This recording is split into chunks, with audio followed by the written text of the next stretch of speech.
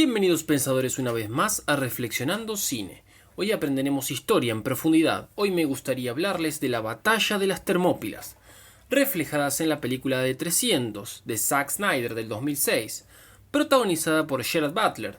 Obviamente esta es una adaptación del cómic casi íntegra y con algunas licencias de Frank Miller, a quien también tomaremos de referencia para el análisis. Hoy no hablaremos específicamente de cine, sino de historia. Explicaré históricamente lo que sucedió en Termópilas y por qué fue tan importante y decisivo para la historia de Occidente. Hago esto porque el año pasado se cumplieron 2500 años desde aquella gran batalla. Introducción. Bien, primero que nada debemos remontarnos al siglo V a.C. El imperio dominante y con ganancias de expansión ilimitadas de turno era el persa. ¿Qué significa persa para el que no lo sabe? Significa Irán imperial. ¿Cómo? ¿What? ¿Los iraníes eran potencia mundial? Sí, claro. No siempre estuvieron los estadounidenses dominando el globo y adoctrinando al mundo con sus películas. En el siglo VI surge este imperio fundado por Ciro II, el Grande. No, ese no es el original. Sí, este es Ciro II, que fundó el imperio persa o aquemenida. Este imperio fue expandiéndose y ganando cada vez más territorios. Había logrado tomar toda la Medrona fértil, que es la cuna de la civilización, y además siguió tomando posesiones al oeste, conquistando lo que hoy es Egipto y Asia Menor, donde o casualidad había colonias griegas. El siguiente paso para este imperio con ansias de expansión ilimitadas llevó entonces a desear a su próxima víctima, la Grecia continental.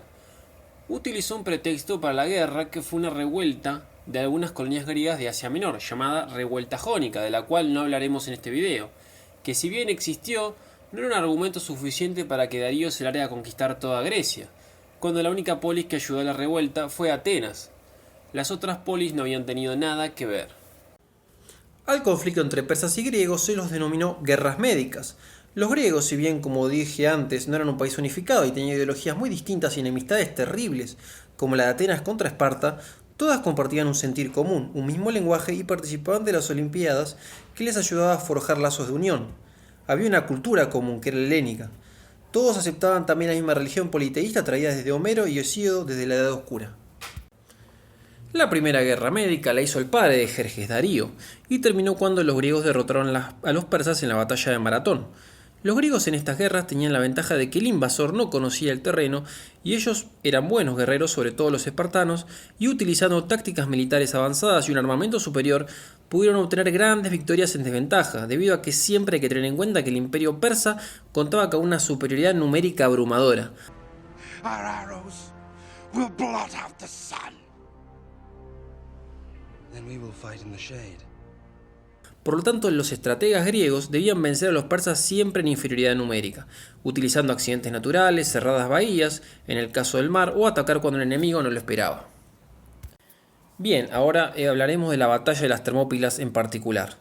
La Segunda Guerra Médica, de la que trata la película y la más importante, se da 10 años después de la primera. Es el intento del hijo de Darío y sucesor, el emperador Jerjes, de continuar con los pasos fallidos de su padre, que fracasa contra el ejército griego, como dijimos, en Maratón.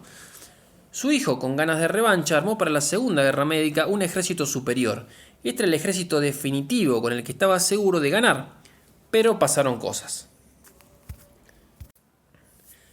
Lo primero que hacen los griegos, reunidos en una asamblea de líderes con voz de todas las polis, al ver que Jerjes preparaba su vasto ejército, es decidir enviar a 3 espías para ver con qué ejército contaba Jerjes.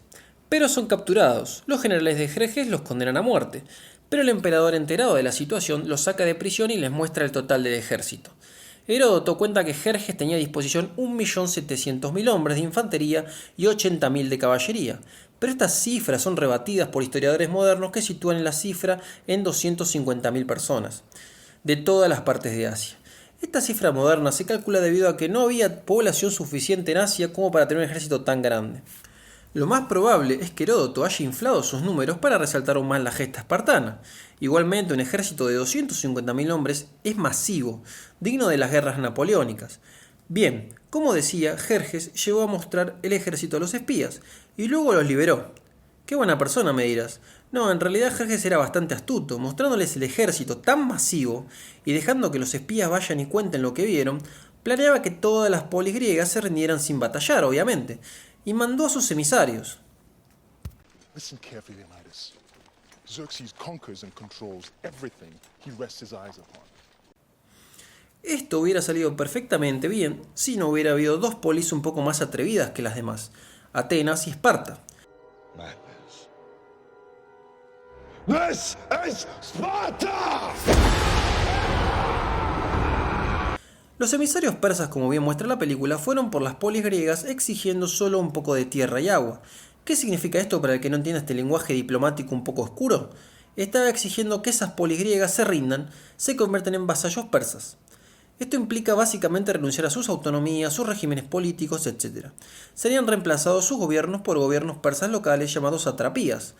El gobernante despótico era el sátrapa, que respondía a Jerjes. Por eso hoy en día todavía algunas personas utilizan la palabra sátrapa como insulto, ya que es sinónimo de una persona despótica y maligna. Leónidas en una gran escena patea al emisario persomposo, pero esto no es históricamente correcto, aunque sí es un buen recurso para la película porque se demuestra el valor y la voluntad de luchar hasta el final de Esparta, pero sí hubo históricamente un arrojamiento de emisarios persas a un pozo, pero fueron los atenienses quienes lo hicieron. La escena habrá sido bastante curiosa, ya que ellos estaban desarrollando la democracia, con Solón y Clístenes, posteriormente Pericles, así que habrán votado literalmente para rechazar la oferta del emisario y también habrán votado para arrojarlo al pozo. Luego la película nos muestra cómo Leónidas va hacia donde están los éforos, un grupo de 5 magistrados que no eran esencialmente religiosos y mucho menos monstruosos como muestra la película, sino que eran un contrapoder de los reyes. No había una magistratura que tenga el poder absoluto en Esparta. Tenían varias instituciones que hacían de contrapoder y se vigilaban unas a otras. De hecho, Esparta es casi uno de los únicos gobiernos de la historia en adoptar una diarquía. Así es, en Esparta había 2 reyes de las tribus fundadoras históricas. Pero esto tiene una fuerte coherencia y lógica. El espartano, al nacer, vivir y morir para la guerra, marchaban con uno de sus reyes al combate muchas veces. La diarquía entonces venía perfecta porque si el rey moría en la batalla, como pasó en el caso de Leónidas, no había caos institucional, ni revueltas ni guerras por el poder. Simplemente y en total orden, debido a que hay un rey todavía y las instituciones, los espartanos se disponían simplemente a nombrar el segundo rey. Además, esto levantaba fuertemente la moral. Imagínate vos siendo un guerrero batallar con el mismo rey de Esparta. Imagínate hoy, siglo XXI, que un gobernante, el de tu país, el que sea, te diga: me voy a bajar el sueldo al mismo sueldo que tenés vos, así los dos juntos sacamos el país adelante. No estaría pasando esto, pero bueno, se entiende mi idea. Bien, Leónidas les muestra el plan a los éforos y esto por medio de una pitonisa que era la que tenía visiones y comunicaba las profecías y lo que debía hacerse, dijo que había que respetar la carnea.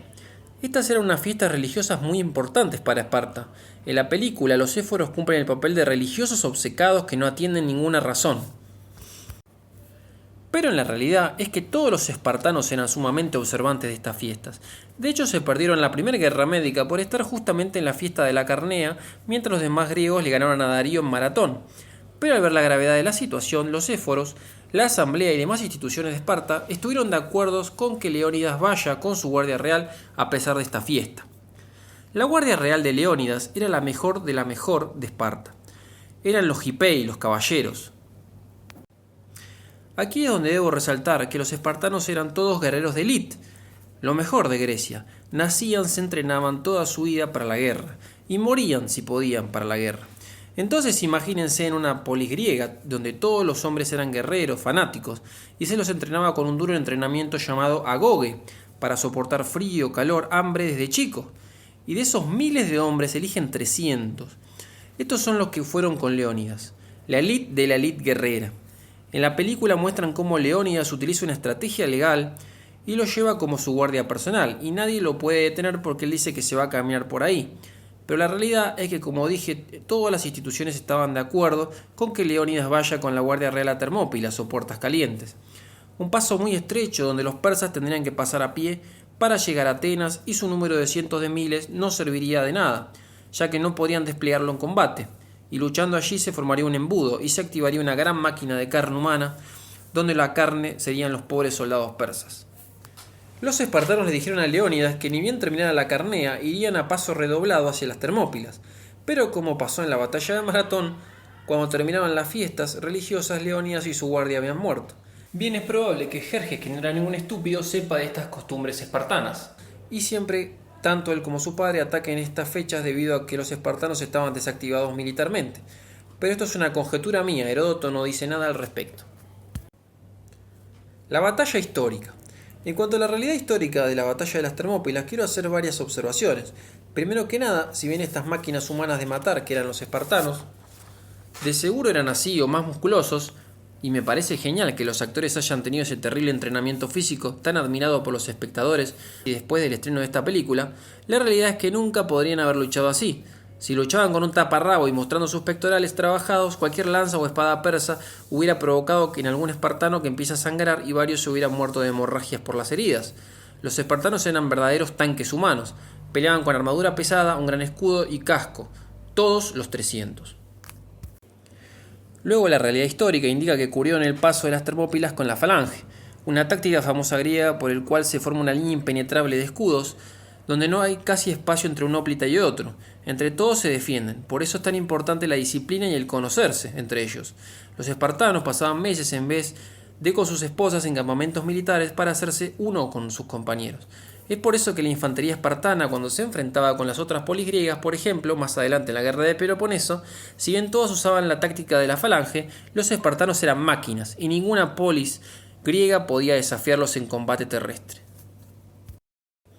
Hace poco se cumplieron los 2500 años de la batalla de las Termópilas, como dije al principio del video, y veo que varios historiadores dicen que en realidad se hace mucha fama de estos 300 espartanos, que eran muchos más soldados en realidad que ayudaron a Leónidas, y que no eran solamente los 300, y bla bla bla. Entiendo que con esto hay una ideología imperante de atacar el mérito, llamado burlonamente meritocracia.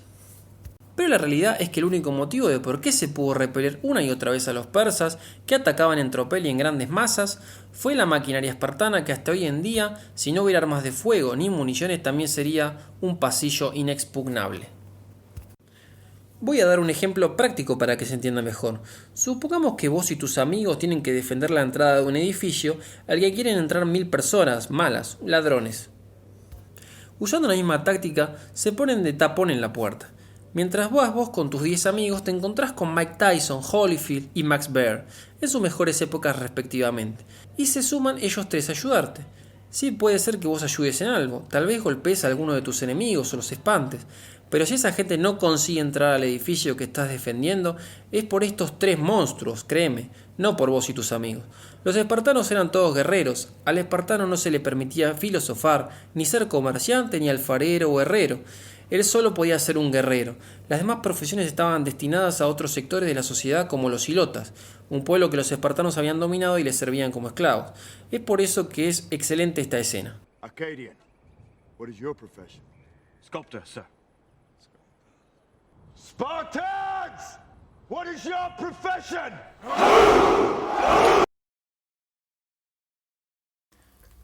Bueno, si llegaste hasta acá, gracias por ver este video hasta el final. Te pido que te suscribas al canal y le des like y lo compartas con tus amigos. Así somos más suscriptores en este canal y podemos seguir haciendo videos para esclarecer la historia y seguir reflexionando. Si quieren engancharse con ver la película de 300, que es muy buena, está en Netflix. La segunda parte, que se llama Rise of an Empire, es malísima. Por favor, absténganse de ver esa película, ya que no solamente es mala argumentalmente, sino que tiene errores garrafales históricos y no sirve para nada. Si logro que este canal crezca más y me dé cierto sustento económico, planeo poder hacer videos más frecuentes para todos ustedes. Muchas gracias de nuevo, pensadores. Chao. Spartans! Lay down your weapons!